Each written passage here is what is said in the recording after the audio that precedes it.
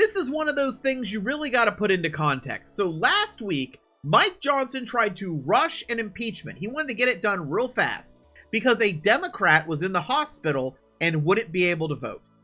That impeachment was because someone was following border policy correctly instead of an actual impeachable reason. Basically, they don't like the policy, and because the policy they have to follow is being followed, they wanted this person impeached just for political reasons. Now, that impeachment failed because the Democrat who was in the hospital made it back in time to vote.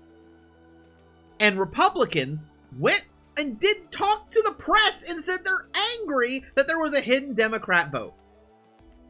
Really? They are mad that this man got back before their scheme could finish. After that vote, they had a vote to fund Israel, which failed.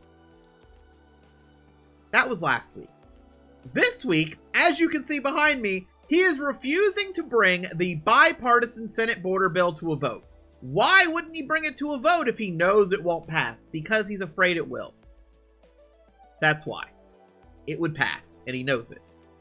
So, due to his choice behind me, that is no funding for the border, immigration, Israel, Taiwan, Gaza, or Ukraine. Americans' enemies must be happy.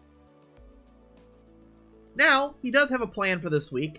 They're going to try to rush the impeachment attempt again. And you might be wondering, why do they need to rush it this time? Well, a Republican who's in the hospital, they need to time this when he gets out of the hospital and makes it back to vote. But they need to get it done before the special election finishes in New York and the person wins George Santos' seat because they are afraid it's a Democrat. Yeah, they are trying to weasel this in because they are afraid that George Santos' seat is going to go to a Democrat, and if the seat's filled, they don't have the votes at all. They might not even have them with the seat not filled.